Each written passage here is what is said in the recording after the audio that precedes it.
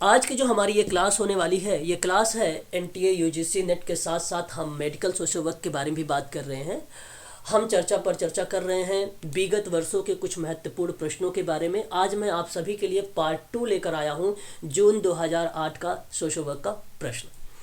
20 question मैंने आप लोगों से करवा चुका हूँ और क्वेश्चन नंबर 21 से हम लोग ये देखेंगे। और बहुत ही इम्पोर्टेंट क्वेश्चन है आपके सामने ये कि सूचकांकों को उसके अर्थ के संबंध में वर्गीकृत किया जा सकता है, और सही वर्गीकृत बताइए आप क्या होगा। ऑप्शन ए कीमत, मात्रा, गुणात्मक या गुणवत्ता और मूल्य।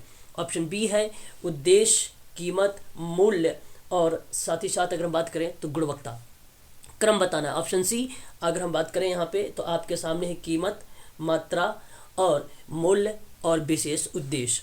ऑप्शन डी है कीमत, उद्देश्य, गुणवत्ता और मूल्य। आप लोग मुझे जरा बताइए क्वेश्चन नंबर।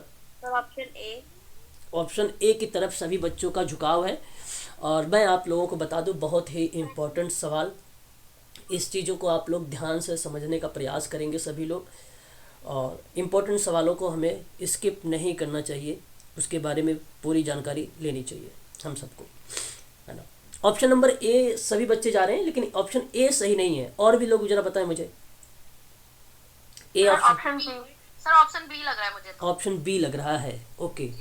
ऑप्शन बी भी आपका सही नहीं है। ऑप्शन बी भी आपका सही नहीं है ना। चलिए, आप लोगों ने अपने विचारों को साथ आई थिंक प्रकट कर लिया, और मैं आपको बता दूं ये प्रश्न आप सबका जो है आर्थिक और व्यवसाय का वर्गीकरण के आधार पर प्रश्न पूछा गया है ना। ध्यान रखने वाली बात है आप सबके लिए, किसके आर्थिक और व्यवसाय का वर्गीकृत के रूप में किया गया है। जैसे आप 4P का नाम सुने होंगे, 4 शब्द बहुत फेमस हैं, ठीक उसी प्रकार से यहाँ पे भी ये शब्द जो है बहुत ही फेमस है। ठीक है, याद रखेंगे सभी लोग। इंडेक्स नंबर में B classified term what they means. Pick the correct classification is the right answer. Option number C, यहाँ पे आपका सी करेक्ट होगा। जो कीमत है वो प्राइस है, जो क्वालिटी है वो मात्रा है, जो वैल्यू है वो मूल्य है, और जो विशेष उद्देश्य है वो स्पेशल पर्पस है। Question number 21, option number C is the right answer. इसका करेक्ट जवाब ऑप्शन नंबर सी माना जाएगा। ध्यान रखिएगा, ये आर्थिक और व्यवसाय का क्लासिफिकेशन है सन 1874 में 1974 में पासे के द्वारा दी गई थी। पासे एक विद्वान का नाम है, इसने इसकी वकालत की थी, और अल्फ्रेड मार्शल ने इसकी तरफ झुकाव किया था। नाम ध्यान रखेंगे, अल्फ्रेड मार्शल, अल्फ्रेड मार्शल। ठीक है, बहुत ही इम्पोर्टेंट नाम है ये आप सबके लिए, इसको आप लोग ध्यान रखेंगे सभी लोग। ठीक है, price, quality, value and special AIIMS या स्पेशल पर्पस। ठीक है, क्वेश्चन नंबर 22 पे देखेंगे। क्वेश्चन नंबर 22 हमारे सामने कि स्वीकृति समाजकारी का सिद्धांत, ठीक है जिसका अर्थ मतलब acceptance is a principle of social work which, ठीक है, विच इम्प्लाइज। आपको बताना है इसमें कौन सा है स्वीकृति समाजकारी का सिद्धांत का अर्थ। बताइए, बहुत सरल सवाल। Sir option C. Option C, okay.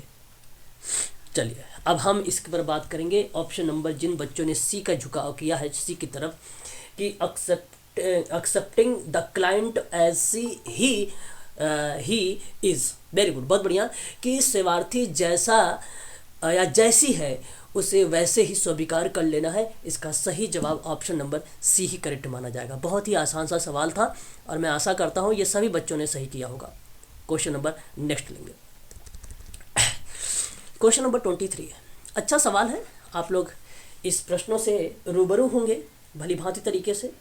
प्रश्न आपसे कहता है कि निम्नलिखित में से कौन सा संगठन भारत में आकस्मिक मृत्यु और आत्महत्या के अभिलेख प्रकाशित करता है। कहने का मतलब, which organisation among the following publish, sorry, राष्ट्रीय अपराध अभिलेख ब्यूरो। बिल्कुल, पब्लिश, हाँ, the record of accidental death and suicide in India. Option number, अगर आप जा रहे हैं ए की तरफ तो यही ऑप्शन आपका सही जवाब होगा, राष्ट्रीय अपराध ब्यूरो। बेसिकली आपको मैं इसमें जैसे एक भूमिका है जैसे राष्ट्रीय महिला आयोग का, तो जो राष्ट्रीय महिला आयोग की जो भूमिका है वो संवैधानिक निकाय के रूप में है। राष्ट्रीय महिला आयोग अधिनियम आया था सन 1990 में। ये फैक्ट आप ध्यान रखिएगा, ये प्रश्न आप लोगों से आगामी परीक्षा में पूछा भी जा सकता है। भारत सरकार का 1990 का अधिनियम है संख्या नंबर 20 के तहत 1 जनवरी 1992 में इसकी स्थापना हो गई थी। 1992 को इसकी स्थापना हो गई। प्रथम कभी कभी अध्यक्ष के रूप में नाम पूछ लेता है, और ये आप भलीभांति तरीके से जानते हैं, जानकी पटनायक। मालूम है? एक बार स्पष्टीकरण। बताया था। हाँ, तो ये सारी चीज़ें हमें ध्यान रखना होगा। और एक चीज़ और आप लोग यहाँ पे ध्यान रखने का प्रयास करिएगा सभी लोग कि प्रथम पहला जो आयोग आया था वो 31 जनवरी 31 जनवरी 1992 इज़ द राइट आंसर होगा उस प्रश्न का जवाब फिर पहला। दूसरा आयोग सन 1995 का है, ये बात आपको अच्छे से मालूम है। तीसरा 1999 यानी 1999 का है। और चौथा जो है 2002 का है, ठीक है। पांचवा 2006, और उसके बाद छठा 2008 हो जाएगा, फिर सातवां 2011 हो जाएगा, आठवां आपका 2014, और नौवां अभी चल रहा है जो रेखा शर्मा 2018। हाँ बिल्कुल, यहाँ पे सही जवाब हो जाएगा ऑप्शन नंबर आपका फिर ए वाला ही। अच्छा, इसके संबंध में अगर हम बात करें, यहाँ पे एक सामाजिक न्याय और अधिकारिता मंत्रालय भी है। ये भी कभी कभी प्रश्न हमारे लिए लेके आ जाता है। आपको मैं बता दूँ इसके क्या चीज़ के लिए, ज्वाइन करने के लिए। ओके ठीक है, मैं उनको ज्वाइन करता हूँ एक बार। देखिए समय पे अगर आप लोग नहीं आते हैं तो यही थोड़ी सी प्रॉब्लम्स होती हैं। ठीक है, चलिए हम बात करते हैं क्वेश्चन 23 का। ऑप्शन नंबर 3 के बारे में थोड़ा सा जिक्र कर लेते हैं कि सामाजिक न्याय जो है एम्पावरमेंट यानी एक प्रकार का सशक्तिकरण मंत्रालय, मतलब ministry of social justice and empowerment. और ये आपसे कहता है कि 1985 एंड 1986 में कल्याण मंत्रालय को महिला एवं बाल विकास और कल्याण विभाग से अलग किया गया था। मैं आपको बता दूं SC ST अल्पसंख्यक और OBC का जो उनके कल्याण के संबंध में जो विभाग बनाया गया था, ये बेसिकली 1986 की भूमिका थी। और ये भूमिका कहाँ थी? सामाजिक न्याय और सशक्तिकरण मंत्रालय की थी। तो इसलिए आप थोड़ा सा यहाँ पे ध्यान रखें कि इसकी स्थापना 1985 में हुआ है। और ध्यान ये रखिएगा कि महिला एवं बाल विकास कल्याण विभाग से इसको अलग कर दिएगा। अलग किसको किया गया? तो अनुसूचित जाति, अनुसूचित जनजाति और पिछड़े वर्ग के कल्याण को जो डिपार्टमेंट था उसको अलग कर दिया गया था। तो ये थोड़ी सी आप लोगों के लिए इम्पोर्टेंट रहेगी। बात करेंगे अगर भारतीय जनगणना सामाजिक न्याय मंत्रालय से को अलग किया सर। जी हाँ, सामाजिक न्याय जो है, जो सामाजिक न्याय और सशक्तिकरण मंत्रालय है, उसी के तहत जो है कल्याण मंत्रालय के तहत में बात की गई कि महिला और बाल विकास विभाग अलग रहेगा, अनुसूचित जाति, अनुसूचित जनजाति और पिछड़ा वर्ग अलग रहेगा। ये अलग हुआ है। अगर हम बात करें, इसमें आप देख रहे हैं भारतीय जनगणना को लेकर, और आपको विगत कुछ वर्षों पहले आपने सुना भी है कि इस बार शायद जनगणना हुई भी नहीं। कारण ये था कि कोविड, रीज़न था कोविड। भारत की पहली जनगणना में अगर हम बात करें तो स्वतंत्र रूप से 1881 में किया गया था। 1881 में प्रथम जनगणना थी, वो ब्रिटिश भारत के अंतर्गत आती थी। फिर 1900 जो प्रथम था 1951 में हुई, स्वतंत्रता के बाद पहली बार वहाँ पे किया गया जनगणना। और अगर पेपर में आपसे फैक्ट प्रश्न बनता है कि पहली बार ब्रिटिश शासन में, बताइए ब्रिटिश शासन में भारत का कब हुआ था, तो आप बताइएगा 1872। लेकिन संपूर्ण रूप से अगर भारत में जो संपूर्ण रूप से बात जो हुई थी जनगणना का, वो 1881। ठीक है, इस बात को आप ध्यान रखेंगे, खासकर आप सभी लोग। तो मैं आपको एक बार बता देता हूँ। देखिए जनगणना कब कब हुई है। 1872 में हुई थी, 1881 में हुआ था, 1891 में हुआ था, 901 में हुआ था, उसके बाद 1911 में हुआ था, 1921 में हुआ था, 1931 में हुआ था, 1941 में हुआ था। ठीक है, और उसके बाद आप यहाँ पे जोड़ लीजिए 1951, भारत आज़ाद हो गया अब यहाँ पे 1951 से, है ना। अब 10-10 साल ऐड करते चलिएगा आप सभी लोग। बट आपको ये शुरुआत के 2 वर्ष याद रखिए, और इंडिया का स्वतंत्रता के बाद वाला ये वाला वर्ष याद रखिए। बस इतनी चीज़ आपको ध्यान रखना है। अंतिम जनगणना अभी कब है ये आप जानते हैं, 2011 का हुआ है। आगामी जनगणना 2021 में होने वाली थी, कोविड की वजह से उसको स्थगित कर दिया गया था। अब हालांकि अभी बातचीत चल रही, शायद इस पर भी जनगणना होगी। ठीक है, तो ये चीज़ आप ध्यान रखेंगे। चलिए आगे बढ़ेंगे और नेक्स्ट सवाल का हम बात करेंगे। सवाल नंबर हमारे सामने 24 है और हम देख रहे हैं यहाँ पर एवलिन बर्नेस का नाम। बहुत ही इम्पोर्टेंट सवाल आपके सामने, IMP करके लिखिएगा, क्योंकि ये यूनिट नंबर 6 से लिया गया सवाल है। यूनिट नंबर 6 से लिया गया यह सवाल है। क्वेश्चन नंबर 24 आपके सामने कहता है, अकॉर्डिंग टू एवलिस बर्नेस, जो समाज कार्य शिक्षक है, who is a social work educator, चिन्हित जनसंख्या तब किस प्रकार पहुंचा जा सकता है, किस डिग्री तक लक्ष्यों को प्राप्त किया जा सकता है, पूरे कार्य को लागत और प्रभावपूर्णता और नीति से निकलने वाले परिणामों की परीक्षा की जा सकती है। इसका संबंध किससे होगा? क्या पॉलिसी फॉर्मेशन से होगा, नीति निर्माण से? क्या पॉलिसी एनालिसिस से होगा, नीति विश्लेषण से? क्या आपका मॉनिटरिंग से होगा? क्या आपका ऑप्शन नंबर डी नीति प्रारूप यानी पॉलिसी डिज़ाइन से होगा? मॉनिटरिंग को हिंदी में कहते हैं अनुश्रवण कहते हैं, एक प्रकार से निगरानी शब्द आप कह सकते हो यहाँ पे मॉनिटरिंग को। बात बताइए जरा, क्वेश्चन नंबर 24 का सही जवाब। बी होगा आई थिंक बी। ओके, देखिए मैम, बी क्या होता है कि यह एक ऐसी तकनीकी है, बी ना, जो पॉलिसी एनालिसिस है, जो नीति विश्लेषण है, ये एक ऐसी तकनीकी है जिसका उपयोग लोक प्रशासन में सिविल सेवकों, कार्यकर्ताओं में और अन्य लोगों को कानून और निर्वाचित अधिकारियों के लक्ष्यों को लागू करने के लिए उपलब्ध विकल्पों की जांच और मूल्यांकन करने की भूमिका करता है, वो नीति विश्लेषण होता है। प्रश्न बट ये नहीं है, प्रश्न आपसे कहता है कि चिन्हित जनसंख्या तक किस प्रकार पहुंचा जा सकता है, कि किस डिग्री तक लक्ष्यों को प्राप्त किया जा सकता है, जहाँ पे कार्य की लागत और प्रभावपूर्णता और नीति निकलने के परिणाम की हम परीक्षा कर सकते हैं। तो वो मॉनिटरिंग है मैम। वो क्या है? वो मॉनिटरिंग है। नीति निर्माण क्या होता है? नीति निर्माण किसी समस्या का समाधान करने के लिए होता है, नीति विकल्पों के लिए सेट की पहचानना होता है, और उसमें अगर हम बात करें तो क्राफ्टिंग की प्रक्रिया भी संचालित होती है पॉलिसी फॉर्मिंग में, बट इसको हम यहाँ पे संचालित नहीं करेंगे। और एक है नीति प्रारूप। नीति प्रारूप से आप अच्छे तरीके से, भली भांति तरीके से परिचित होंगे। पहला चरण इसका, जो इसमें बेसिकली 4 चरण हैं। पहला चरण जो है समस्या सेटिंग से है, दूसरा है नीति निर्माण से है, तीसरा है आपका पॉलिसी फॉर्मेशन से है, चौथा है डिसीजन से। और डिसीजन जो शब्द है, डिसीजन शब्द जिसको हम निर्णय कहते हैं, वो माइकल वेबलेट का है। माइकल वेबलेट का प्रश्न का बनाया गया है डिसीजन मेकिंग को लेकर। तो निर्णय का अगर कोई प्रश्न पूछे कि ये शब्द किस विद्वान के द्वारा आया है, तो माइकल वेबलेट का नाम आप लोग लगा के चले आइएगा, ठीक है। तो ये बात आप लोगों को वेबलेट, ठीक है, माइकल। अच्छा, एक चीज़ और ध्यान रखिएगा कि जो मॉनिटरिंग का काम है वो नीति निगरानी से है, ये बात मैं बता चुका हूँ। नीति का विकास करना है, क्रियान्वयन का वर्णन करना है, विश्लेषण में सुधार करना है, तो मॉनिटरिंग होती है। किसी परिणामों की परीक्षा करनी है तो भी मॉनिटरिंग ही होती है। ऑप्शन नंबर सी ही करेक्ट जवाब यहाँ पे माना जाएगा आप लोगों का, ठीक है भाई। आशा करता हूँ कि शायद ये प्रश्न आप लोगों को सही तरीके से समझ में आ गया होगा। आगे बात करेंगे क्वेश्चन नंबर 25। जी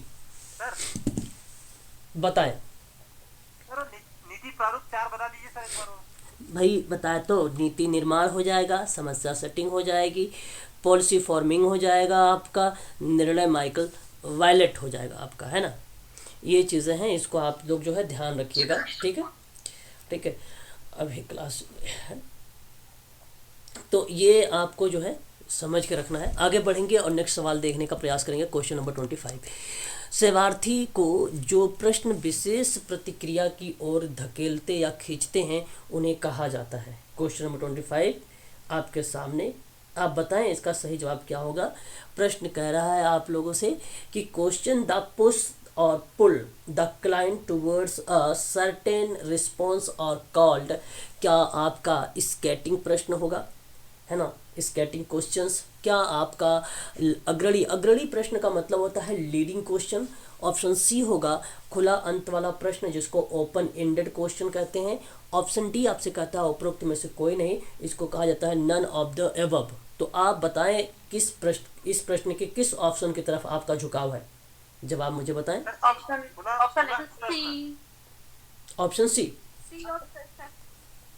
ओके, चलिए, जो आप लोगों की जो प्रतिक्रिया आई है लगभग पॉजिटिव की तरफ आई है, सकारात्मक की तरफ, और is the right answer option number C, खुला अंत वाला प्रश्न। बेसिकली खुला अंत वाला प्रश्न होता है जिसका उत्तर हाँ या ना में दिया जाता है। आप जानते हैं कि प्रश्न वाक्यांश में होता है, ठीक है, या कभी कभी विस्तृत का भी रूप ले लेता है, परंतु वहाँ पे जब प्रक्रियाएं बनती है तो बंद उत्तर वाले प्रश्न बन जाते हैं, बेसिकली जहाँ पे विचारों का भंडार होता है, ठीक है। और जो लीडिंग प्रश्न होता है जिसको अग्रणी प्रश्न कहते हैं, एक प्रश्न जो उत्तर को प्रेरित करे उसको हम लोग अग्रणी प्रश्न कहते हैं। एक प्रश्न जो उत्तरों को प्रेरित करे वो बेसिकली अग्रणी प्रश्न होता है। कभी कभी आप लोगों को जो जैसे कोई प्रश्न अगर मैं पूछता हूँ, मैंने कहा कि भाई बताइए समस्या समाधान का अप्रोच किसने दिया, तो आपका एक ही जवाब आता है पल्लमन ने दिया, तो ये कहीं ना कहीं प्रश्नों को आपको क्या करता है, उत्तर देने के लिए प्रेरित कर देता है ना। तो ऐसे प्रश्नों को हम लोग अग्रणी प्रश्न बोलते हैं। और एक होता है स्केटिंग प्रश्न, बेसिकली ये स्कूल का आंकड़े भी कहा जाता है, स्केटिंग प्रश्न को स्कूल के आंकड़े भी कहा जाता है। इसको ये कार्यक्रमों में प्रयोग लाया जाता है, स्केटिंग प्रश्न को कार्यक्रमों में यूज किया जाता है, प्लानिंग में यूज किया जाता है, आयोजन में यूज किया जाता है ना। तो आप ध्यान रखिएगा स्केटिंग प्रश्न। बट प्रश्न यहाँ पे ये था कि विशेष प्रतिक्रिया की ओर ढकेलना और खींचना, option number C is the right answer होगा, खुला अंत वाला प्रश्न। ओके, इस चीज़ को आप सभी लोग ध्यान रखिएगा। क्वेश्चन नंबर 26 की बात करेंगे। 26 के बारे में मैं आप लोगों ने नाम सुना भी होगा इसके बारे में भली भांति तरीके से। जेरोम ब्रूनर का नाम आता है, सॉरी क्या नाम आता है उनका, ब्रोफेन ब्रेनर का नाम आता है। जी जी जी, इस बात को आप ध्यान रखिएगा। हाँ, जेरोम ब्रूनर का नाम नहीं आएगा, आप याद रखिएगा, ठीक है। ब्रोफेन ब्रेनर का नाम आएगा, ये विद्वान है। इन्होंने ही, अरे भाई ठीक है, तुम्हारा ही नाम ले लेता हूँ। क्या नाम बता रहे हो बताओ? परिस्थितिकी, क्या वो क्या इन्होंने दिया है, परिस्थितिकी उपागम है ना। इन्होंने क्या दिया था, परिस्थितिकी उपागम के बारे में ही तो बात किया था मैडम। हाँ, इन्होंने परिस्थितिकी उपागम की बात किया था और उन्होंने अपने उपागम में ऐसे शब्दों का जी प्रयोग किया था जहाँ ये शब्द आते हैं मीजो सिस्टम, माइक्रो सिस्टम, एक्सो सिस्टम, मैक्रो सिस्टम। बहुत ही इम्पोर्टेंट है ये प्रश्न में। परिस्थितिकीय तंत्र के रूप में कहीं कहीं जाना जाता है इसको, और कहीं कहीं इसको पावर सिस्टम विश्लेषण के रूप में भी जाना जाता है। इम्पोर्टेंट सवाल है ये, है ना। और प्रश्न आपके सामने है कि व्यक्ति के सर्वाधिक घनिष्ठ संबंध जैसे माता पिता हो गया, भाई बहन हो गया, पति पत्नी हो गया, मित्र के साथ हो गया, डैश के रूप में हम यहाँ पे शामिल करते हैं। तो इसका सही जवाब क्या होना चाहिए, इसका सही जवाब क्या होना चाहिए? Macro system. Okay, micro system sir. यहाँ अगर मैं आप लोगों से बात करूँ, micro system is the right answer होगा। वेरी गुड, बहुत बढ़िया। यहाँ पे सबसे सही जवाब जिन्होंने दिया भाई ऑप्शन नंबर बी का दिया है। माइक्रो सिस्टम के अंतर्गत ये चीज़ें हमें देखने को मिलती है। इस बात को आप लोग ध्यान रखेंगे सभी लोग, है ना। तो याद रहेगा सभी लोगों को, एक बार स्पष्ट कर दीजिए, मीजो सिस्टम, माइक्रो सिस्टम, एक्सो सिस्टम, मैक्रो सिस्टम। और ये प्रश्न में खूब पूछा गया है, प्रश्न में आज तक खूब ये फेमस है ना। इसका कभी कभी क्रम पूछ लेता है, क्रम भी आप लोगों को ध्यान रखना पड़ेगा। क्रम याद है किसी को कि मैं बता दूं? बता दीजिए। चलो देखिए, बेसिकली ये अगर मान लीजिए किसी व्यक्ति की सर्वाधिक घनिष्ठ संबंध को लेकर प्रश्न है। बेसिकली जब हम चाहे वो ग्रुप वर्क की बात कर लें, चाहे हम केस वर्क की बात कर लें, चाहे हम कम्युनिटी वर्क की बात कर लें, उस दौरान हम सब लोगों को क्या करना पड़ता है, फोकस करना पड़ता है उसकी परिस्थितिकी के बारे में। तो वहाँ एक सिस्टम बनता है सबसे नंबर 1 पे, वो बनता है MICRO, माइक्रो सिस्टम।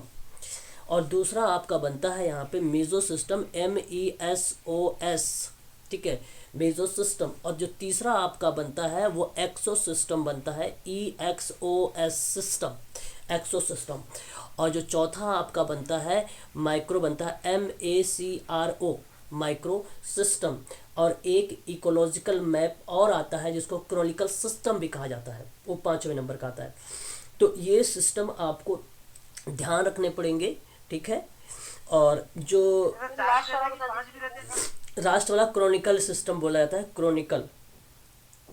क्रॉनिकल्स, हाँ 5वां क्रॉनिकल सिस्टम बोला जाता है ना, क्रॉनिकल।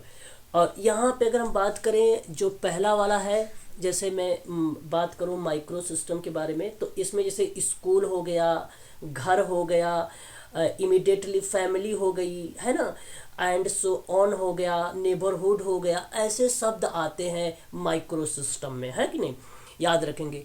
और अगर मीजो सिस्टम में अगर जब कभी प्रश्न आता है तो मैं आपको बता दूं, ये एक चक्र में चलता है और ये चक्र चलेगा माइक्रो सिस्टम का। जो यहाँ पे मीजो सिस्टम है ना, ये माइक्रो सिस्टम का ही एक चक्र चलता है, एक क्रम चलने लगता है भाई, कि जैसे हमने कहा कि भाई होम, होम से स्कूल, स्कूल से भी होम हो सकता है कि नहीं, बच्चे पहले स्कूल से घर जाएंगे, घर से स्कूल आएंगे, इस तरीके की प्रक्रिया बन जाती है, उसको मीजो सिस्टम कहते हैं। और वही प्रक्रिया फिर जब हम पेरेंट लेवल पर देखते हैं, है ना, पेरेंट लेवल पर देखते हैं तो वो एक्सो सिस्टम में आ जाता है। चाइल्ड्स स्कूल की बात करते हैं, कम्युनिटी सर्विस बहुत इंपॉर्टेंट एग्जाम्पल है एक्सो का, पेपर में पूछा भी जाता है। कम्युनिटी, नोट करना है तो लिख लीजिए, कम्युनिटी सर्विस, कम्युनिटी सर्विस किसका एग्जाम्पल है, तो ये पूछा जा चुका है प्रश्न, ये ध्यान रखिएगा, एक्सो सिस्टम का, एक्सो सिस्टम का, ये बहुत ही इंपॉर्टेंट शब्द है। एक आपका आता है माइक्रो में, ठीक है, तो माइक्रो बेसिकली ये भी जो हमने भी आपको बताया है, ये क्रम में चलने लगता है कम्युनिटी सिस्टम के अकॉर्डिंग से, ठीक है। तो ये बेसिकली यहाँ जो माइक्रो आता है, ये फ्रॉम ऑफ गवर्नमेंट आप कह लीजिए, एजुकेशनल सिस्टम कह लीजिए, सिस्टम ऑफ लॉ कह लीजिए, इकोनॉमिक सिस्टम कह लीजिए, ये सब आते हैं माइक्रो सिस्टम के अंतर्गत, है ना, ये सब चीज़ें हमें देखने को मिलते हैं माइक्रो सिस्टम में, ठीक है। तो ये इकोलॉजिकल सिस्टम थ्योरी है, इसको आप ध्यान रखेंगे सभी लोग, है ना। स्कूल क्रॉनिकल में क्या आता है? क्रॉनिकल में बेसिकली अब जो चीज़ें जैसे इकोनॉमिक सिस्टम है, अब इकोनॉमिक सिस्टम हो गया, वेलफेयर पॉलिसी हो गई, लीगल सिस्टम हो गए, है ना, नेशन हो गए, ये सारी चीज़ें क्रॉनिकल सिस्टम के अंतर्गत आते हैं। परंतु ये माइक्रो सिस्टम का एक क्रमिक अंक होता है, क्रमिक अंक होता है एक क्रॉनिकल में, है ना। तो ये चीज़ें आपको ध्यान रखना, बट क्रॉनिकल एज तक अभी तक पेपर में नहीं गया है, लेकिन हाँ सम्मिलित करने में आया है कि क्रम लगाओ, क्रम में नाम आया है क्रॉनिकल सिस्टम का, लेकिन क्रॉनिकल सिस्टम से एग्जाम्पल में नहीं आए हैं। केवल यहाँ पे अगर हम बात करें तो पेपर में जो आया है माइक्रो सिस्टम का आया है और एक्सो सिस्टम का आया है, दोनों का ध्यान रखेंगे खासकर, ये पेपर में प्रश्न बनाते भी हैं, है ना। एक्सो सिस्टम में कम्युनिटी सर्विस आएगा बस, कि कुछ और भी आएगा? किसमें? एक्सो सिस्टम में कम्युनिटी सर्विस, मास मीडिया आ सकता है, पेरेंट्स फ्रेंडली आ सकता है, पेरेंट्स जॉब आ सकता है, लोकल गवर्नमेंट आ सकती है, टीचर ट्रेनिंग इंस्टीट्यूट आ सकता है ना, ठीक है, ये सब आ सकते हैं, ठीक है।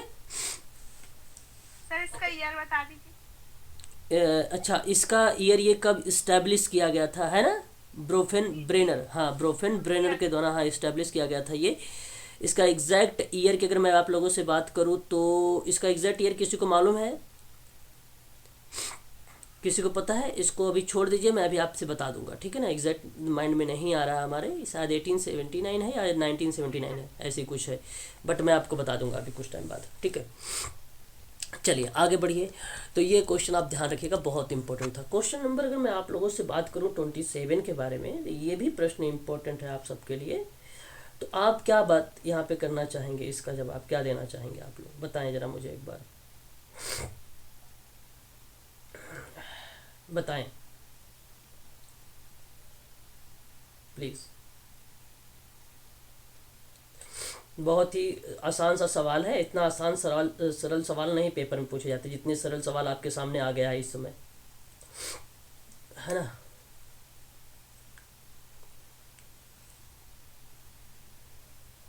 बोलो।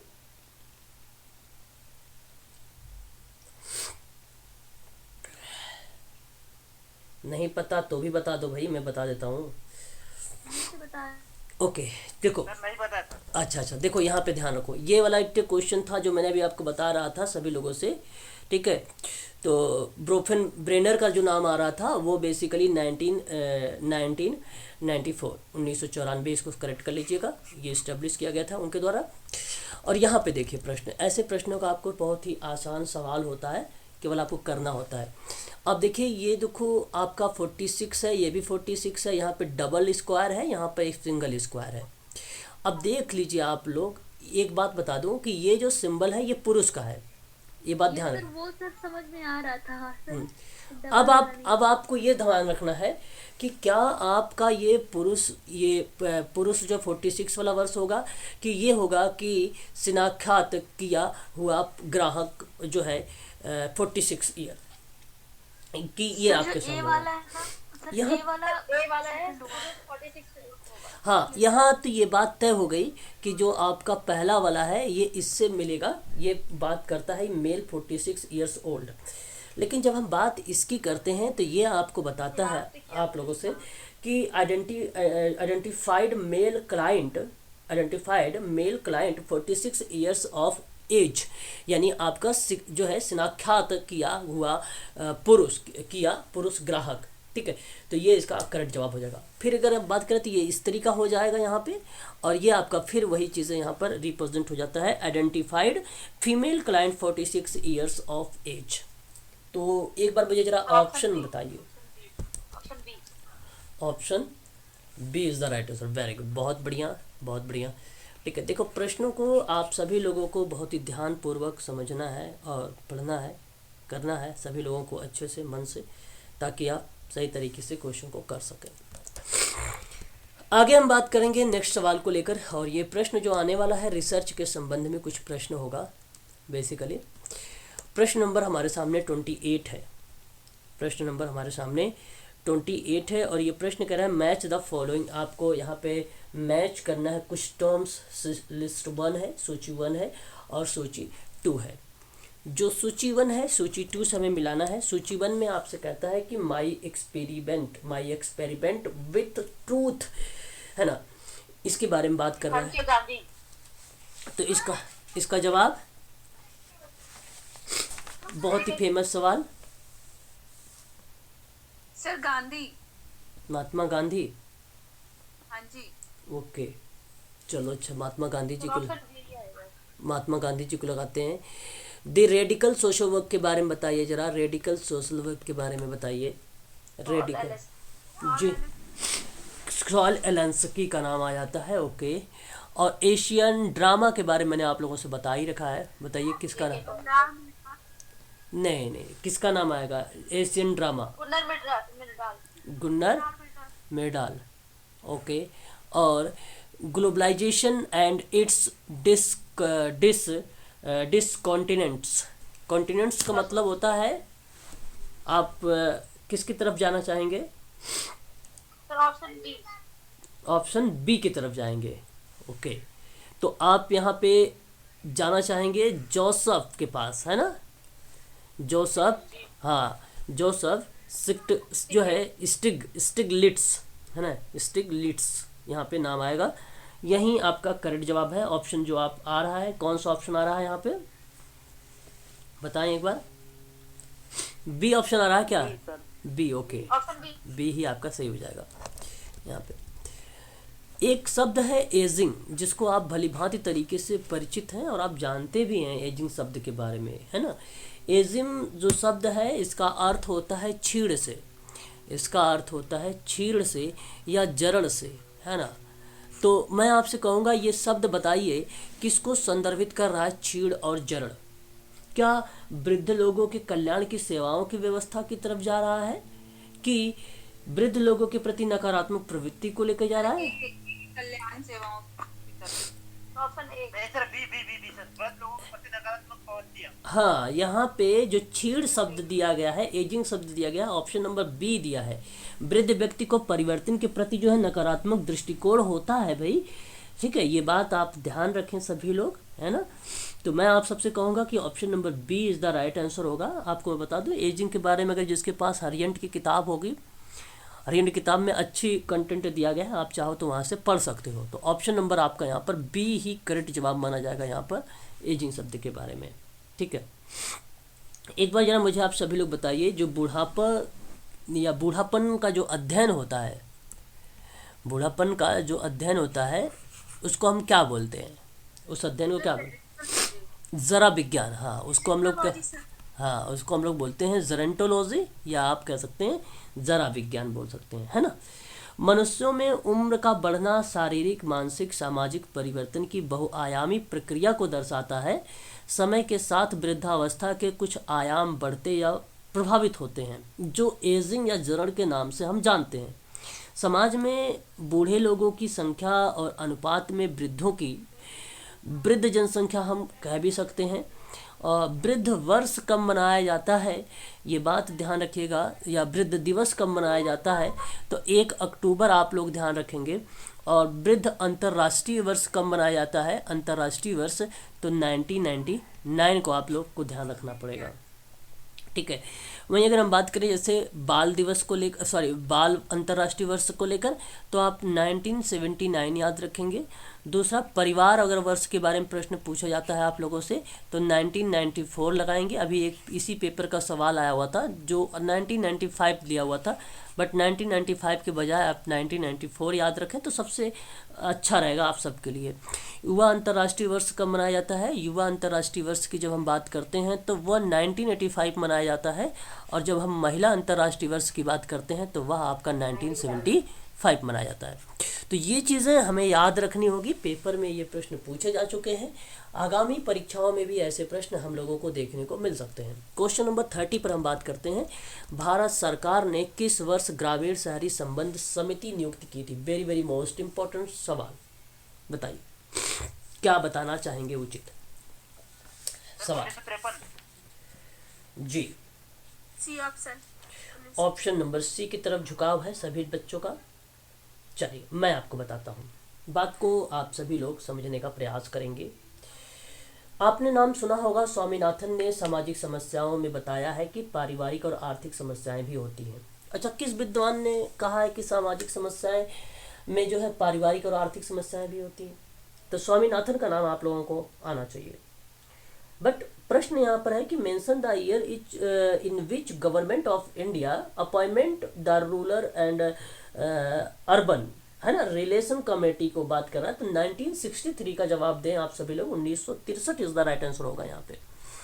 मैं आपको बता दूं, 1963 में भारत सरकार ने ग्रामीण शहरी संबंध की समिति की पहली नियुक्ति हुई थी, और यही आपका करेक्ट जवाब रहेगा।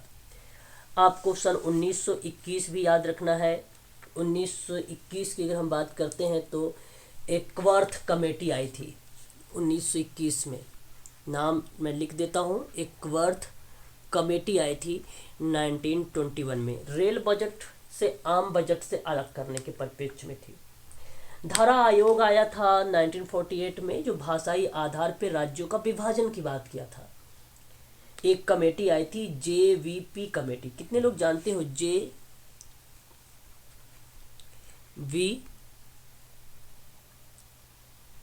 कमेटी 1948 में, जहां पे राज्यों का पुनर्गठन के आधार पे भाषा को खारिज कर दिया गया था। 1948 नहीं मालूम? JVP committee.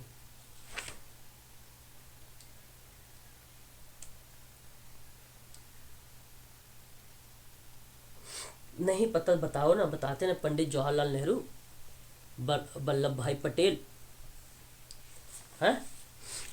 सही जवाब। यहाँ पे अगर हम बात करते हैं तो जो JVP है वो जवाहर नेहरू वल्लभ भाई पटेल कमेटी थी। और याद रखेंगे सभी लोग, ये 1948 में आया था, जो राज्यों के पुनर्गठन के आधार पे भाषा को खारिज किया गया था।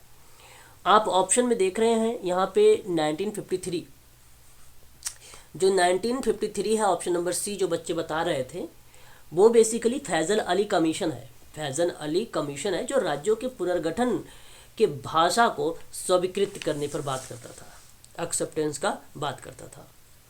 अगर हम बात करें, आपको मालूम होना चाहिए 1956 भी है, जिसमें बलवंत राय मेहता कमेटी 1956 में पंचायती राज व्यवस्था की रिपोर्ट, पहली रिपोर्ट 1957 में आई थी, याद रखेंगे।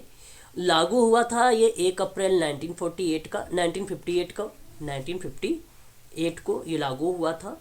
और 3 स्तरीय व्यवस्था का सुझाव दिया गया था। और 3 स्तर कौन कौन से थे, ये बहुत इंपॉर्टेंट नाम है, इनको आप नोट कर लीजिए। एक नाम आता है ग्राम, दूसरा नाम आता है ब्लॉक, तीसरा नाम आपको आता है जिला पंचायत, ग्राम पंचायत, जिला पंचायत और ब्लॉक। ये 3 नाम आपको ध्यान रखने होंगे बलवंत राय मेहता के अंतर्गत। ठीक है। हालांकि भ्रष्टाचार निवारण के संबंध में भी अगर हम बात करें तो उसके संस्था जो है संस्थानम समिति के नाम से भी इसको जो है लाया गया था, है ना। तो आप चाहो तो उसे भी ध्यान रख सकते हैं। और फिर राजा मन्नर कमेटी एक थी जो 1969 तमिलनाडु में आई थी, है ना। बहुत सारी समितियां हैं, जो सबसे ज़्यादा इम्पोर्टेंट थी वो एक आप देख रहे हैं, ग्रामीण शहरी संबंध की समिति। और एक और अशोक मेहता कमेटी थी, उसे आप ध्यान रखिएगा, 1977 में आई थी, पंचायती राज व्यवस्था को लेकर वो भी था, ठीक है। ये ध्यान रखिएगा आप लोग, बस इतना काफ़ी है आप सबके लिए। चलिए आगे बढ़ेंगे और नेक्स्ट सवालों के बारे में हम लोग बात करेंगे। अच्छा, जो ये आप देख रहे हैं 1963 वाला, इसके बारे में आपको बता दूं थोड़ा सा। ये बेसिकली क्या है, एपी जैन की अध्यक्षता में ग्रामीण शहरी संबंध समिति थी, ये 1963 में लाई गई थी। इन्हीं की सिफारिश की गई कि स्थानीय निकाय के पैटर्न में बहुलता से बचने के लिए छोटे शहर के क्षेत्र की जो समितियां थीं उनको पंचायती राज्य संस्थानों में विलय कर दिया जाए, और वो विलय करने से संबंधित था। तो इसलिए इसका सही जवाब जो जाता है ऑप्शन नंबर ए जाता है, ठीक है। तो इसको आप ध्यान रखिएगा जो मैंने अभी बोला है आप लोगों से इसके बारे में, ठीक है। क्वेश्चन नंबर 31, बहुत ही आसान सवाल मैं पढ़ा चुका हूँ और कई बार रिपीट है सुशोभक में। ये प्रश्न बताइए कौन सा सही जाएगा। तो आत्म प्रत्यक्षीकरण। जी ओके तो वैसे तो ना आत्मबोध के लिए दिया था। ओके,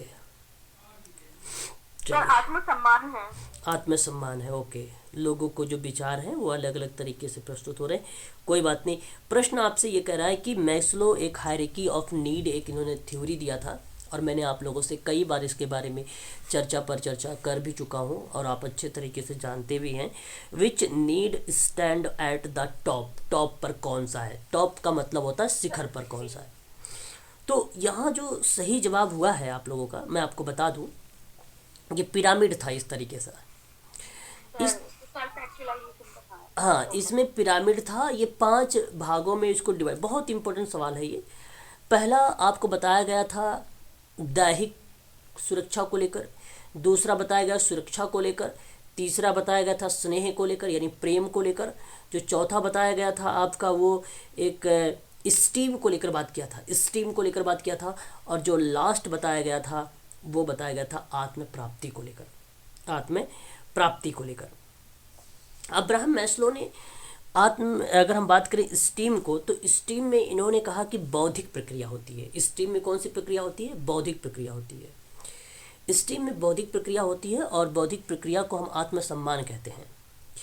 और जो आत्म प्राप्ति होती है, आत्म प्राप्ति एकदम सबसे ऊपर है, आत्म प्राप्ति को हम लोग आत्म प्रत्यक्षीकरण भी कहते हैं, आत्म प्रत्यक्षीकरण भी हम लोग इसको कहते हैं।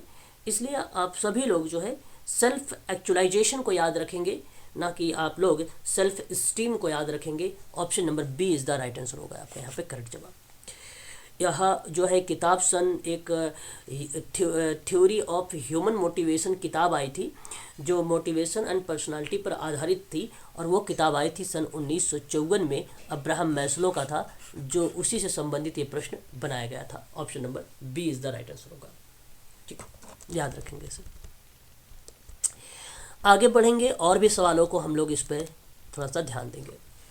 पेयजल की सुविधा का प्रबंध जो है महिलाओं की किस आवश्यकताओं को पूरा करता है, पेयजल की सुविधा का प्रबंध महिलाओं की किस आवश्यकता पर पूरा करता है। मैं आपको बता दूं, ये प्रश्न जो है सोशल एक्शन से लिया गया है। सोशल एक्शन के जो विट्रो का जो मॉडल दिया गया था, अगर आप इग्नू की बुक पढ़ेंगे तो इग्नू की बुक में यह प्रश्न का एग्जाम्पल सहित आता है नाम, पेयजल सुविधा को प्रबंधन को लेकर। क्या अगर हम बात करें यहाँ पे ऑप्शन नंबर ए व्यवहारात्मक को एक प्रकार से रिप्रेजेंट कर रहा है। व्यवहारात्मकता का मतलब यहाँ पे अगर हम बात करें तो ये एक नीड की बात कर रहा है, जो रणनीति कह लीजिए आप लोग, है ना, व्यू कह लीजिए, व्यू कह लीजिए, व्यवहार ना कह के व्यू कह लीजिए। व्यू का मतलब होता है रणनीति आवश्यकता होगी। नंबर 2 पे अगर हम बात करें तो प्रैक्टिकल नीड को हम लोग बोलते हैं व्यवहारिक नीड। और सी ऑप्शन को अगर हम लोग बात करें तो इमीडिएट का मतलब होता है तत्कालिक आवश्यकता, और जो डी होता है वो लॉन्ग टर्म नीड होता है, जिसको हम दीर्घकाल आवश्यकता बोलते हैं। क्या इसका सही जवाब होगा बताएं। सी, ओके। यहाँ पे बच्चों का जो जवाब आया है डी की तरफ भी आ रहा है, ओके। मैं अब आपको एक एक करके बताता हूँ सारे चीज़ों के बारे में ताकि आप समझ सकें। ऑप्शन नंबर डी ही करेक्ट जवाब होगा यहाँ पे। क्योंकि उसी समय के लिए तो हाँ, तो डी भी सही। डी ही करेक्ट होगा। देखिए पहला जो ऑप्शन है व्यू, व्यू का मतलब होता है रणनीति वगैरह को लेकर। मैं आपको बता दूं एक विद्वान थे, उनका नाम था ओरेली। ओरेली महोदय ने जो व्यूहात्मक आवश्यकता था उसको बेसिकली इन्होंने राजनीतिक जरूरतों को विश्लेषण का एक मूल्यांकन योगदान डिज़ाइन दिया था, तो उसी को व्यूह आवश्यकता बोला गया।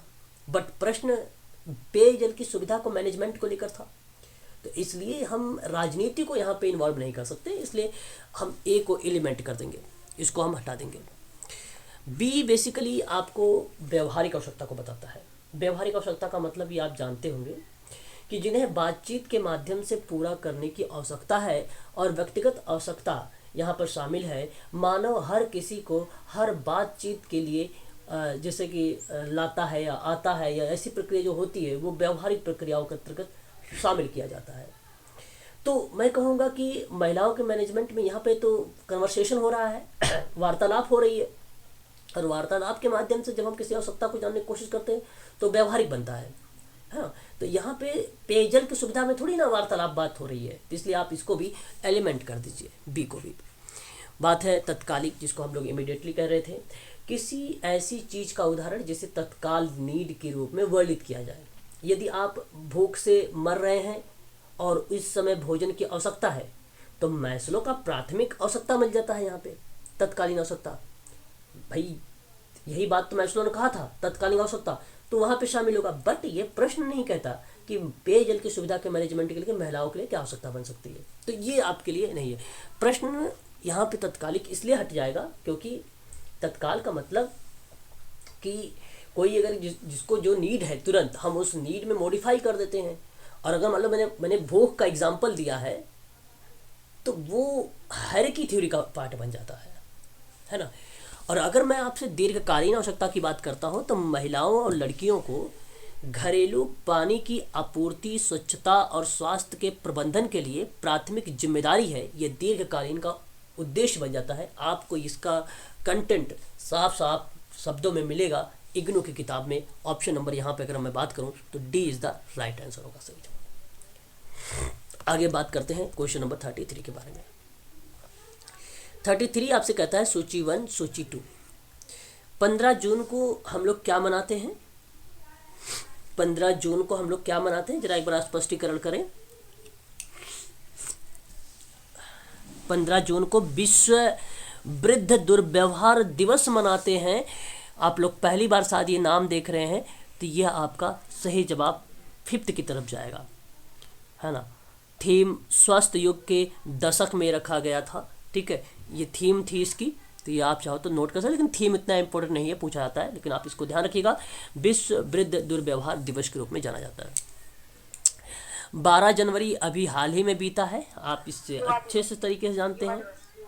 हाँ, ये राष्ट्रीय युवा दिवस स्वामी विवेकानंद जी के जन्म पर हुआ था, और आप जानते हैं युवा उत्साह को लेकर नए भारत पर इसने एक थीम बनाई थी, तो यह आपका करेक्ट हो जाएगा। 8 मार्च आप जानते हैं, 8 मार्च को क्या मनाया जाता है? महिला दिवस मनाया जाता है, बिल्कुल। जब हम बात करें अंतर्राष्ट्रीय महिला दिवस के बारे में तो नोट कर लीजिएगा 13 फरवरी को मनाया जाता है। और 8 मार्च को चॉइस टू चैलेंज, बेसिकली कोविड-19 दुनिया में एक समान भविष्य का प्राप्त करना, इसका एक कॉन्सेप्ट था, उसी के आधार पर ये रखा गया था। 21 सितंबर की अगर हम लोग बात करते हैं तो 21 सितंबर अल्जाइमर डे मनाया जाता है, यही आपका करेक्ट है, ये पेपर में आता है। देखो ये नीचे का जो 3 है ये कई बार प्रश्नों में रिपीट हो चुके हैं, इसलिए मैं इन पर IMP लिखूंगा, इम्पोर्टेंट है ये आपके लिए, इसलिए आपको ध्यान रखना है आपको। और थीम इसकी जो थी 21 सितंबर वाला, चलो मनोभ्रंश के बारे में बात करते हैं। इसकी जो थीम थी चलो मनोभ्रंश के बारे में बात करते हैं, ये था। इसमें बचा कौन सा एक फिर? विश्व एड्स दिवस, है ना। हाँ, ये HIV एड्स महामारी समाप्त करने के परिप्रेक्ष्य में ये दिवस जो है 1 दिसंबर को मनाया जाता है, इस बात को आप सभी लोग ध्यान रखेंगे। एक होता है विश्व एड्स वैक्सीन दिवस, वो 18 मई को मनाया जाता है, 18 मई को मनाया जाता है, और वो वैश्विक एकजुटता को साझा की बात करता है। ठीक है, तो इस बात को आप ध्यान रखेंगे सभी लोग। और ट्रांसफॉर्मिंग फोर्स सिस्टम यूथ जो है innovation for human and challenges, है ना, या प्लेनेटरी हेल्थ की बात करता है आपका कौन, तो याद रखिएगा विश्व AIDS vaccine day is the right answer, तब 18 मई होगा करेक्ट जवाब आपका। यहाँ पे सही जवाब कौन सा जाएगा आप मुझे जरा बताएं, ऑप्शन ए जाएगा। ए जाएगा, वेरी गुड, यहाँ पर ए इज द राइट आंसर होगा।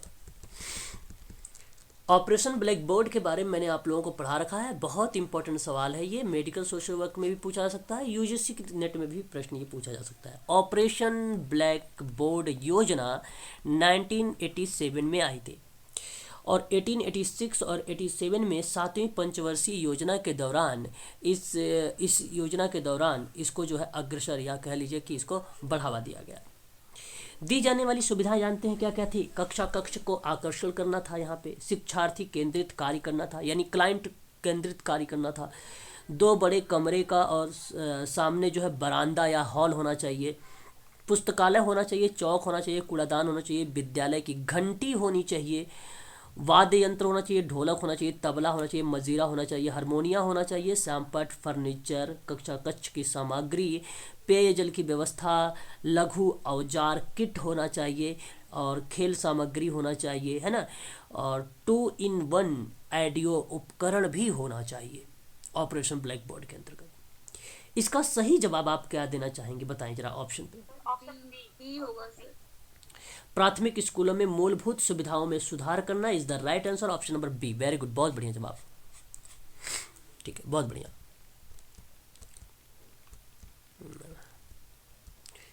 चलिए क्वेश्चन नंबर 35, सूचना का अधिकार, आरटीआई आपने नाम सुना ही होगा।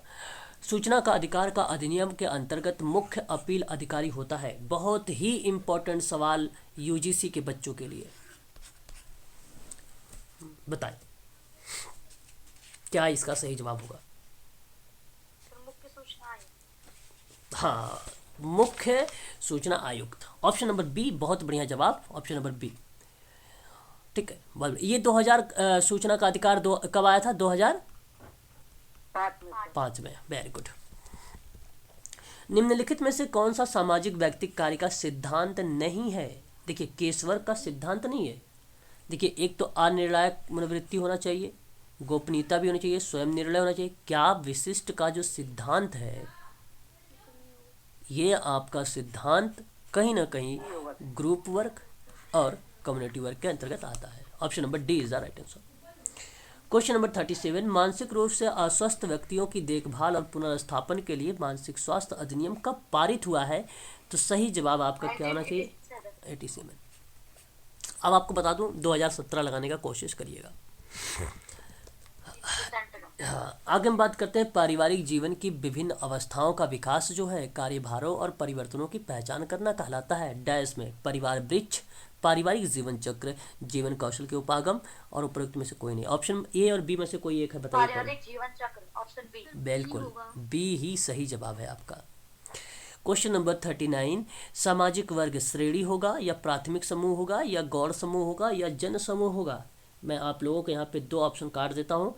सामाजिक वर्ग में गौड़ समूह तो नहीं होने वाला है, इस बात को आप ध्यान रखेंगे सभी लोग, और एक जन समूह नहीं होने वाला है। अब 2 ऑप्शन है, वर्ग श्रेणी और प्राथमिक समूह।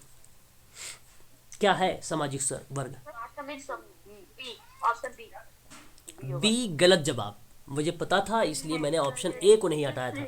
शायद लग रहा हाँ, श्रेणी इज द राइट आंसर। देखिए सोशल, यहाँ पे जब हम भाई कभी बात वगैरह करते हैं क्वेश्चन नंबर 39 के आधार पे, तो सिंपल सी बात है भाई कि social class is a category, ना कि primary group. Social class category है ना, तो वर्ग तो श्रेणी में ही आती है। ऑप्शन नंबर आपका पहले ही सही है, यहाँ पे प्राथमिक समूह थोड़ी ना आता। प्राथमिक समूह में सर फैमिली वगैरह है ना। हाँ, परिवार आ जाता है आपका प्राथमिक, हाँ, पड़ोस, हाँ, खेल कूद वगैरह। बहुत बढ़िया, समझ में आ गया आपका। आप उनके बारे में पढ़ो ना, स्कूल के बारे में सोचो, अभी ऑटोमेटिक समझ में आ जाएगा। ये सर वही डाउट हो रहा था।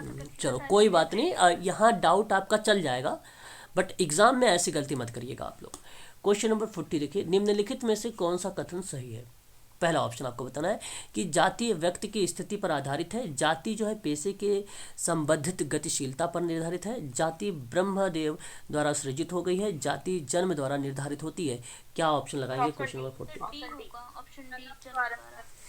हाँ, यह कथन सही है कि जाति जन्म द्वारा निर्धारित होती है। बात सही है भाई, यहाँ पे बात आपका सही कह रहे हैं। ऑप्शन नंबर डी करेक्ट होगा यहाँ पे, है ना, डी करेक्ट होगा। आगे बढ़ेंगे, नेक्स्ट सवाल देखने का प्रयास करेंगे और अच्छा सवाल आ रहा है, फैक्ट पर आधारित है। ये प्रश्न मैं पढ़ा चुका हूँ और बता भी चुका हूँ, लिखवा भी चुका हूँ। यह कथन बताइए किसका है? जाति बंद समूह किसका? मजुमदार। जी सर सी ऑप्शन। जी, डी एन मजुमदार, मतलब मदन का नाम आता है, मजुमदार एंड मदन। जाति एक बंद वर्ग कहा है इसी ने, ऑप्शन नंबर सी करेक्ट हो जाएगा। और जब टीबी बोटोमोर का नाम आता है तो अस्तरीकरण 4 भागों में बांटा था इसने अस्तरीकरण को। नंबर 1 था दास, अगर याद आ रहा तो ठीक है, नहीं याद आ रहा तो नोट कर लीजिए, जागीर, और एक जाति और एक वर्ग, ये था, है ना। और अस्तरीकरण के 2 स्वरूप होते हैं, एक निम्न होता है, एक उच्च होता है ना, एक निम्न और एक उच्च होता है। आंद्रे बेते का नाम आपने सुना ही होगा, इनकी एक किताब आई थी कास्ट क्लास एंड पावर करके। तमिलनाडु के गांव में एक तिरुपुरम गांव था, वहाँ पे इन्होंने अध्ययन किया था अस्तरीकरण। तो वहाँ पे इन्होंने 3 टाइप के बताए थे अस्तरीकरण को। एक का नाम रखा था जाति, एक का नाम रखा था वर्ग, और एक का नाम रखा था शक्ति। काफ़ी इम्पोर्टेंट नाम है ये आप सबके लिए, पेपर में हमें देखने को मिल सकते हैं। एक अगर हम बात करें मैकाइबर के बारे में, मैकाइबर सोसाइटी एक किताब है, उसके बारे में इन्होंने जिक्र किया था, सोसाइटी, है ना। सोसाइट नहीं, सोसाइटी मैं बात कर रहा हूँ। सुसाइड किताब जो है दुर्खिम की है, ठीक है। सामाजिक संबंधों में प्रत्यक्ष अवधारणा की बात अगर होती है तब भी मैकाइबर पेज का नाम आता है, और सामाजिक संबंधों का जाल है तब भी नाम मैकाइबर पेज का नाम आता है, ठीक है। तो ये कुछ फैक्ट है, हमें ध्यान रखना पड़ेगा। एमएन श्रीनिवासन की बात अगर हम करें तो आप यहाँ पर ध्यान रखिएगा, मैंने आपको पढ़ा रखा है कि भारत में धर्म बदलना एक आयाम है लेकिन जाति बदलना नहीं। तो धर्म बदलना एक आयाम है, जाति बदलना नहीं। तो संस्कृति ग्रहण के बारे में अगर बात करते हैं कोई, तो नाम याद रखिएगा श्रीनिवासन का नाम, और स्व संस्कृति ग्रहण का नाम याद रखना है तो आप नाम याद रखेंगे दुबे का नाम, एससी दुबे का नाम, ठीक है। तो ये कुछ मैंने लास्ट टाइम में कुछ प्रश्न करवाया था तो वहाँ पे मैंने बताया था, तो मुझे जैसे जैसे जो फैक्ट याद आ जाते हैं मैं आप लोगों को रिवीजन करवा देता हूँ ताकि उसे भी आप लोग जेहन में रखें, भूलें ना। संस्कृतिकरण और स्वसंस्कृतिकरण, हाँ है ना। हाँ, स्व संस्कृतिकरण या करण और एक संस्कृतिकरण। तो क्वेश्चन नंबर 42 परिवीक्षा एक्ट है, मैंने आपको इसके बारे में पढ़ा रखा है। प्रोबेशन अफ्रेड एक्ट किस वर्ष पारित किया गया था? क्वेश्चन नंबर 42 आपको पता होना चाहिए, 1958। नहीं मालूम है तो इसका अभी आने वाला है, मैं आप लोगों से बात करूंगा, यूनिट में आएगा, मैं इस पर जिक्र करूंगा आप लोगों से। 1961 में बेसिकली मातृत्व अधिनियम है, आप जानते होंगे मातृत्व लाभ अधिनियम है, ये आप ध्यान रखिएगा। दहेज निषेध अधिनियम भी 1961 का है। और 1972 में आप एक नाम और याद रख लीजिएगा, ग्रेचुटी भुगतान एक एक्ट आता है 1972 में। 1952 में अगर हम बात करें तो एक खान अधिनियम आता है, आपको पता होगा। और एक 1948 में अगर हम लोग बात करते हैं तो ये आपका फैक्ट्री, हाँ फैक्ट्री जिसको हम बोलते हैं, कारखाना अधिनियम, न्यूनतम मजदूरी अधिनियम भी बोलते हैं 1948 को, है ना। समुदाय विकास कार्यक्रम बताइए आप लोग कब आया था? समुदाय विकास कार्यक्रम बताइए, नहीं पता? 1952 में, 1952 में, 1952 में। चलिए कोई बात नहीं, लेकिन पढ़िए और अच्छे से। 43 की बात करेंगे, भारतीय जन संविधान की राज्य नीति निर्देशक सिद्धांत यानी डीपीएसपी में कौन सा अनुच्छेद किसी भी प्रकार के शोषण के अनुसूचित जाति की सुरक्षा को सुनिश्चित करता है? अनुच्छेद 46 आपका यहाँ पे करेक्ट जवाब होगा, 46, ठीक है। अच्छा, आप लोगों को मैं बता दूं, अनुच्छेद 36 के बारे में आप लोग जानते भी होंगे, राज्य की परिभाषा वगैरह के बारे में जिक्र किया गया है ना, ये चीज़ ध्यान रखिएगा।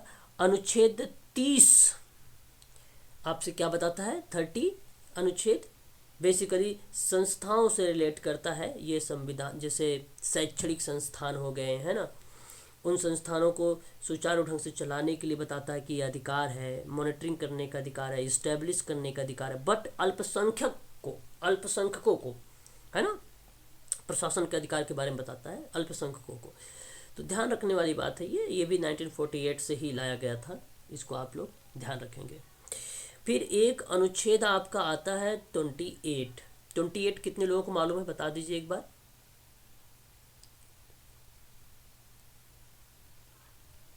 नहीं पता अनुच्छेद 28 नहीं मालूम तो कोई बात नहीं, मैं बताता हूँ, ध्यान से सुन लीजिए। कुछ शिक्षा संस्थाओं में धार्मिक शिक्षा और धार्मिक उपासना में उपस्थित होने के बारे में जो स्वतंत्रता की बात करता है वो अनुच्छेद 28 बात करता है। ये आप ध्यान रखिएगा। आप लोग बोलते भी हो बहुत लेट, बोला करो थोड़ा बहुत, है ना। बात करते हैं क्वेश्चन नंबर 44 के बारे में। समाज कल्याण प्रशासन के अंतर्गत कार्यों को सूचीगत करने के लिए परवर्ती शब्द देखिए, आपको सामने में बता दूं, POSDCORB, नाम तो सुना ही होगा, पोस्टकार्ब। जी सर, लूथर गुलिक का। लूथर गुलिक का, वेरी गुड, बहुत बढ़िया जवाब। हाँ, लूथर गुलिक का, ये मैं आज आप लोगों से बात करूंगा लूथर गुलिक का। और ऑप्शन नंबर आपका यहाँ पर बी करेक्ट जवाब मान लिया जाएगा पोस्टकार्ड में। अच्छा, यहाँ पे एक नाम और दिखाई दे रहा है, एमिताई इट इज जो है ईटी जियोलोनी, है ना। इनका जो नाम आता है, इनका नाम जो आता है मोरल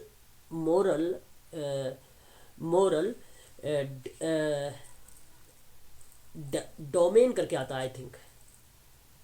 नहीं, यहाँ इनका नाम कर लीजिए द न्यू गोल्डन रूल, इनका नाम आता है। और ये बुक हाँ, बुक है, उन्हीं का कॉन्सेप्ट, इनका गोल्डन रूल के बारे में दिया था इन्होंने अपने बुक में ही। और के ऊपर HB ट्रेकर की अगर हम बात करें तो HB ट्रेकर आप तो जानते ही होंगे, social group work principal and practice का नाम आता है। और एक नाम आप यहाँ पे देख ही रहे हैं, अवस्थी एंड महेश्वरी के बारे में, ये नाम है विद्वान का। इनका नाम जो है लोक प्रशासन में आता है। कहाँ पे आता है? प्रशासन में आता है, ठीक है, ये चीज़ ध्यान रखिएगा। और डगलस का भी नाम याद रख लीजिएगा आप लोग, Douglas community welfare organisation principle and practice में नाम आता है। और विल्सन एंड रायलैंड के बारे में मैंने आप लोगों को पढ़ा रखा है, बहुत इंपॉर्टेंट नाम यही ये भी है। सोशल ग्रुप वर्क में थ्योरी एंड प्रैक्टिस की बात करते हैं ये। फिर उसके बाद अगर हम बात करें तो कोनोफ्का का नाम याद रखिएगा, कोनोफ्का का नाम social group work helping a process के नाम में इनका नाम देखने को मिलता है, हेल्पिंग अ प्रोसेस में। गार्टन हैमिल्टन का नाम याद रखिएगा आप लोग, theory and practice of social case work, है ना। तो ये कुछ नाम है, इनको आपको ध्यान रखना पड़ेगा। बात कर न्यू गोल्डन रूल बताइए, किस बारे में है, किसके बारे में बुक है? नियम, बेसिकली समाज कल्याण प्रशासन के कुछ रूल होते हैं, नियम होते हैं, उन्हीं के आधार पे किए जाते हैं द गोल्डन रूल में, है ना। जो सबके, जैसे इन्होंने पोस्ट कार्ड में दे दिया, उन्होंने भी अपना एक नियम दिया कि इस तरीके से होना चाहिए, ठीक है, तब वो समाज कल्याण प्रशासन होता है। भूदान आंदोलन कहाँ पर प्रारंभ हुआ था? भूदान आंदोलन कहाँ पर प्रारंभ हुआ था? साबरमती आश्रम में, वर्धा आश्रम में, जयपुर में या पोचमपल्ली में? पोचनपल्ली, तमिलनाडु। बिल्कुल सही जवाब। यहाँ पे देखिए, जो साबरमती आश्रम है, ये बेसिकली साबरमती आश्रम में तो सत्याग्रह आश्रम की स्थापना हुई थी सन 1915 में, जो कि मैं अभी लास्ट वाले क्लास में चर्चा किया था आप लोगों से। अहमदाबाद के एक कोचर नामक एक स्थान था, वहाँ से महात्मा गांधी जी ने ये स्टार्ट किया था। वर्धा आश्रम की अगर हम लोग बात करें तो आपने नाम सुना होगा, नीवा ग्राम आश्रम होता है ये, है ना। तो ये सन 1934 में वर्धा आए थे और इन्होंने सेवाग्राम जो आश्रम है ना, सेवाग्राम आश्रम, ये इसी संबंधित है। और 1934 में वर्धा आए थे और महाराष्ट्र में रहने लगे, तो इसी के नाम पर इन्होंने सेवाग्राम नाम रख दिया, वर्धा आश्रम का नाम पर, ठीक है, वो था। और जो पोचमपल्ली है, ये बेसिकली पोचमपल्ली तो आपको अच्छे से मालूम होगा, है, इसमें क्या बताऊँ मैं, ये आप जानते ही हैं, ठीक है। ऑप्शन नंबर आपका यहाँ पे सही हो जाएगा, ठीक है। क्वेश्चन नंबर, किसने परिवार को दृढ़ विन्यास परिवार कहा है? देखो, बहुत इंपॉर्टेंट सवाल, इसको फैमिली ऑफ ओरिएंटेशन कहते हैं, दृढ़ विन्यास परिवार को फैमिली ऑफ ओरिएंटेशन बोलते हैं। और प्रजनन परिवार के तो बारे में आपको अच्छे से मालूम होगा, है ना। प्रजनन, गोद लेना, बच्चे पैदा करना, है ना। खरीद परिवार जो है, खरीद का परिवार भी इसी को कहते हैं। शिथिल रूप से दो या दो से अधिक लोग द्वारा बनाई गई पारिवारिक इकाई को ही हम लोग बोलते हैं फैमिली ऑफ प्रोक्रिएशन, है ना। उसी को संदर्भित करने के लिए इसको जो है यूज़ में लाया जाता है। तो मूल जो है परिवार के रूप में इसको पेश भी किया जाता है प्रजनन को। तो फैमिली ऑफ ओरिएंटेशन और प्रजनन परिवार को विभाजित किस विद्वान ने किया था? तो मर्डोक एक नाम आता है, सन 1945 में इन्होंने इसके बारे में जिक्र किया था, इसलिए ऑप्शन नंबर आपका पहला करेक्ट रहेगा। कपाडिया का जो नाम आता है, कपाडिया की किताब थी marriage and family in India करके, काफ़ी इंपॉर्टेंट रही कपाडिया। और बार्नर के बारे में बात करें तो बार्नर ने 2 टाइप के बारे में बताया था। कहा था कि एक जन्म का परिवार होता है और एक जो है तो जनन का परिवार होता है, ठीक है। और मॉर्गन एंड मुर्रे की बात, मॉर्गन मुर्रे बेसिकली जब नाम आता है तो हमें TAT आती है याद, प्रक्षेपी विधि याद आती है। बट यहाँ पे जब हम फैमिली की बात करते हैं, मॉर्गन का नाम, तो विवाह का आरंभिक स्वरूप इन्होंने दिया था। और इन्होंने कहा कि यौन साम्यवाद है वो बेसिकली विवाह को रूप में इन्होंने प्रेजेंट किया था। तो इन्होंने परिवार के 5 प्रकार बताए थे मॉर्गन ने। नंबर 1 जो था इनका समरक्त परिवार था, नंबर 2 जो इनका था समूह परिवार था, नंबर जो 3 था युगल। थोड़ा सा धीरे बोलिए प्लीज। अच्छा सर ओके, समरक्त परिवार था इनका पहला, दूसरा जो था समूह परिवार था, तीसरा जो उनका था युग्म परिवार था, और जो चौथा था उनका पितृसत्तात्मक परिवार था, और जो 5वां था वो एक विवाही परिवार था। और एक विवाही परिवार आप जानते ही हैं सभी लोग, है ना। एक पुरुष अगर एक स्त्री से विवाह करता है तो वो एक विवाही कहलाता है, ठीक है। अब वैसे एक स्त्री अगर चाहे एक पुरुष से विवाह करेगी तब भी वो एक विवाही परिवार का रूप बन जाता है ना। इसको आप ध्यान रखिएगा।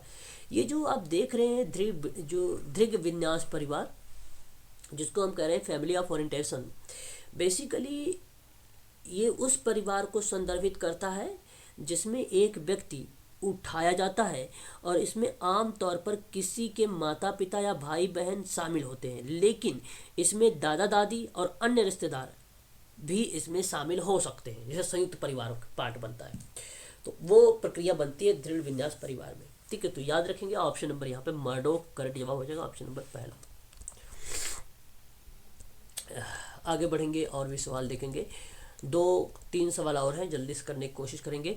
निम्नलिखित में से शुद्ध प्रायोगिक शोध प्रारूप नहीं है ना। बहुत ही अच्छा सवाल आपके सामने 47 नंबर का है, तो आप क्या जवाब देना उचित समझेंगे? सोलोमन 4 समूह प्रारूप is the right answer, option number A नहीं है। बाकी ये तीनों जो है शोध प्रारूप के अंतर्गत हमें देखने को मिलते हैं, तीनों, है ना। तो इसको आप ध्यान रखिएगा। और देखिए क्वेश्चन नंबर 48 की बात अगर हम करें, शून्य परिकल्पना के बारे में भी पढ़ा रखा हूँ आप लोगों से कि युक्ति युक्त मान लेता है, मतलब परिकल्पना को, शून्य परिकल्पना को युक्ति युक्त मान लेना जबकि उसे खारिज करना चाहिए। वो बताइए कौन सा है? टाइप 1 एरर है। वो कौन सा है? टाइप 1 एरर है। हाँ, टाइप 1 एरर है। चर क्या है? चर मैंने आपको बताया भी है। वेरिएबल क्या है? वेरिएबल एक कॉन्सेप्ट है, अवधारणा है। हाँ, और जरा विज्ञान अध्ययन करता है। आप बताइए क्वेश्चन नंबर। बुढ़ापन कहाँ है? ऑप्शन नंबर डी में, वेरी गुड। तो ये पेपर थे जून 2008 का, मैंने क्लियर करवा दिया आप लोगों का। और हम बात करेंगे अब, नेक्स्ट क्वेश्चन लेंगे दिसंबर 2008 का भी, और अभी 8 बजे क्लास लेंगे समाज कल्याण प्रशासन के बारे में। जी